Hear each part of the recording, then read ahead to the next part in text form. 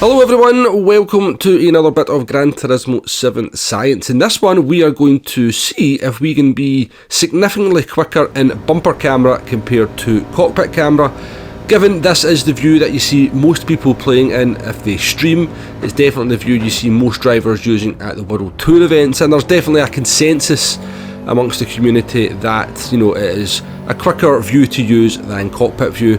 Now there has been a few tests done in the past from some people out there. However, what I would say about those tests is I don't think those people had a lot of experience of actually driving in cockpit view. So naturally, maybe weren't getting quite the best out of it. Now, we have been driving in cockpit view for around about a year now.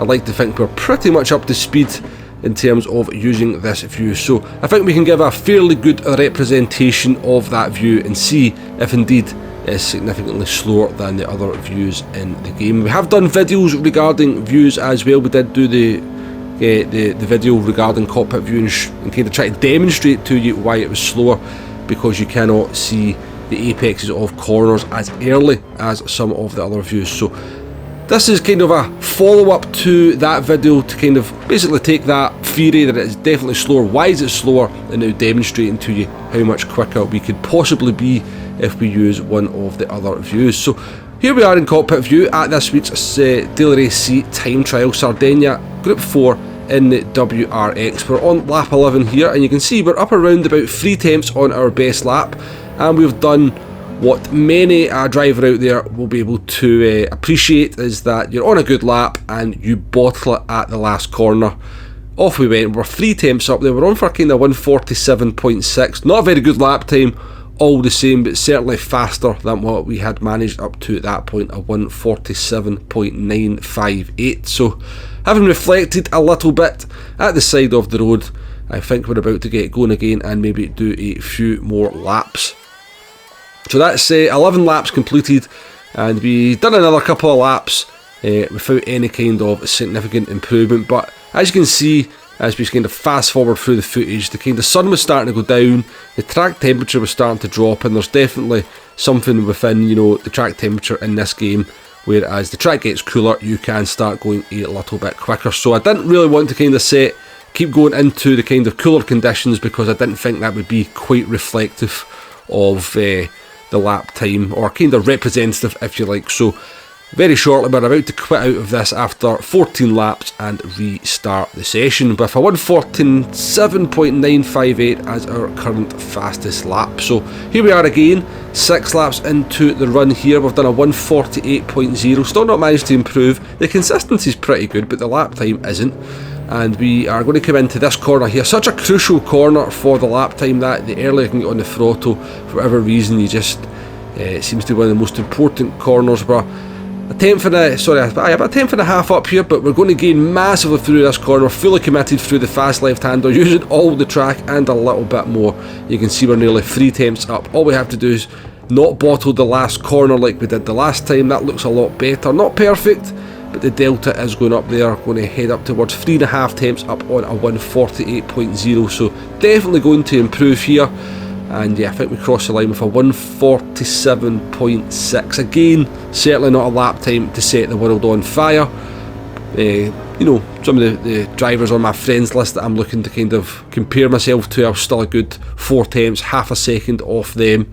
So yeah, definitely work to be done, but we kind of pulled up there. Quite happy with that session in the cockpit view. A 147.6. It puts me 18th on my friends list, which is around about where I normally get. But yeah, the aim was to try and get into the top 10 throughout the course of this video. And around about a second off the fastest driver on the list. Well, actually 1.3 seconds. 442nd in the world with that 147.6, which did surprise me. We were actually in the top 500 with that, so maybe not as bad as I initially thought. So yeah, that was it, the cockpit view done. I thought, you know what, let's head back out and let's put what I call the car into easy mode now. I'm saying that to trigger you bumper cam players a little bit, but yeah, I call this easy mode because you can just see so much, and the kind of perspective of the track changes completely as well. The biggest difference I notice between this view and cockpit view is the track just doesn't seem anywhere near as tight and it seems to be much easier just to get the car into the corner. Now, I can't explain that exactly why it feels that way, but yeah, it just feels, you know, as you come into these corners, that they just kind of open up on the exit, and you can just feel like you can get on the throttle so much earlier. Now, I've not used bumper cam since probably GT5, to be honest with you. I think in GT5 I might have used bumper cam, and then all the way through GT Sport when I started playing it I used hood cam for about maybe 2.5 years before then moving into cockpit camera. So, you know, I've got no experience of playing this view, and I was definitely having a few issues judging the width of the car, as you'll see a couple of times over the course of this video. But we crossed the line there for our kind of first flying lap, if you like. Let's not include the first one, a 148.1. And as you can see on the delta, even though we are fast forwarding here, we are significantly up on that 148.1 coming into the last corner. 4/10. We make a mess of the last corner though completely. And you're going to see that delta go down.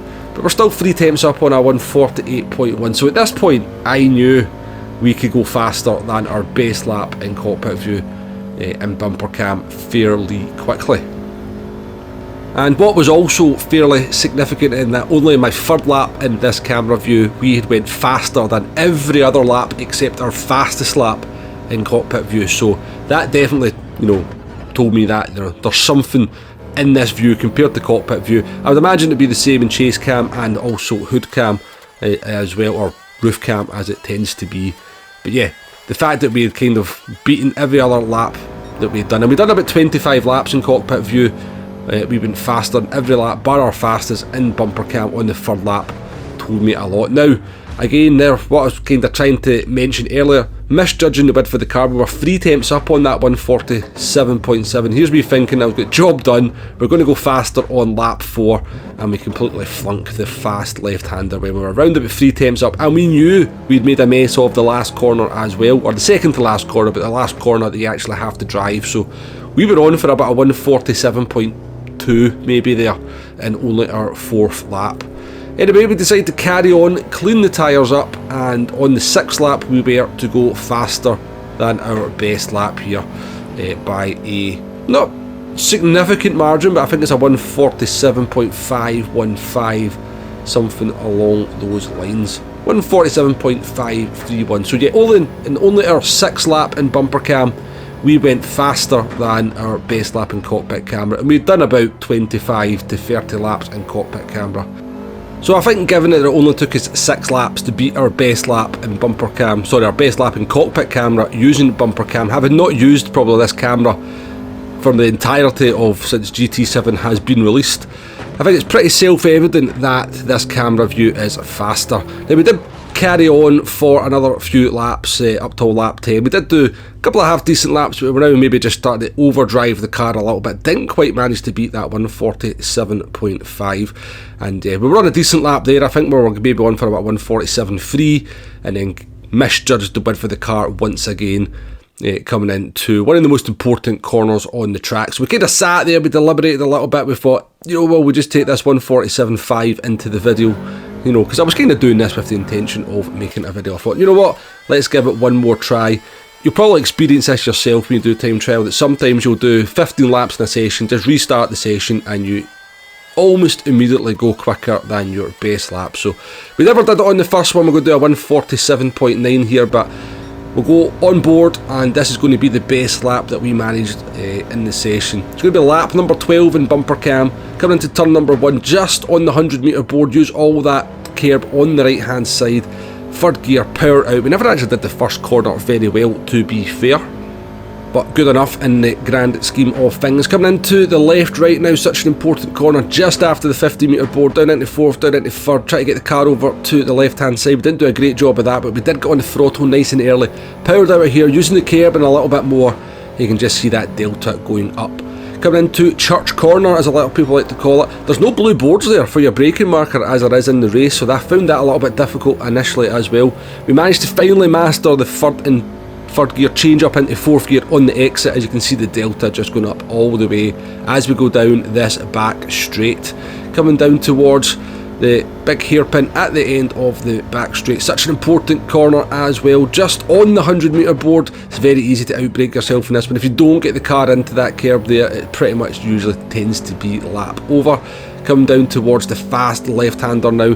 Got to be fully committed here. The delta's up. It's one of these corners though. If you don't carry the speed through here, again, you compromise your lap. You see that delta in the minus numbers there. You were fully committed, again using the curb and a little bit more. Just the last corner to negotiate. 6.5 temps up on a 147.9. I knew this was the lap. We took it a little bit conservatively into the last corner. Maybe cost ourselves a tenth, but we wanted to get the lap time in. And just down into the last corner now. Obviously not really a corner in terms of having to drive it, but yeah, cut it try and short, bring the car over to the right hand side a little bit to maybe gain half a tenth, and over the start finish line for a 147.3. And yeah, there we go. That was the best lap we've done. Definitely more in the tank. Definitely. Could we maybe even threaten a 146? I'm not sure, but definitely a 147.1 is possible if we really went try hard, done 30-40 laps. I reckon we'd maybe nail it at one point and get that kind of nice competitive lap time. I'd be very, very happy with a 147.1, that is for sure, because that would get me into the top 10 of my friends list. But as it is, this lap time was only good enough for 11th, not quite there. 10th and a half to find. Maybe we'll give it a go and try and get into that top 10 at some point. Moving on to the global ranking, we were 442nd before we moved into bumper cam, and we moved up to 212. For 230 places we gained by just going 3 temps quicker. Just go to show how tight it is in that part of the leaderboard if you're kind of a driver, you know, that kind of sort of mid to low A plus. Very, very tight and competitive, and just, you know, a tenth just makes all the difference in your qualifying position. The only danger we've maybe done now, we've maybe done a dead-eye Del Boy and maybe out-qualified ourselves in terms of race pace because we've used a different camera angle, because when we go into the races we will be back in cockpit camera. But yeah, hopefully you've enjoyed this video. Hopefully, you know, I've kind of demonstrated and kind of explained why, you know, bumper cam is a little bit quicker than cockpit camera. If you want to set yourself a challenge, if you happen to be a bumper cam player, jump in, do 25 laps in cockpit camera. Let me know how far off your best time you were. I'd be really interested to hear if anybody gives that a little bit of a go. But yeah, that's going to be it for this one. Thank you very much for watching. Please hit that like button. Please hit that subscribe button if you haven't already. And I shall catch you on the next one. Bye bye now.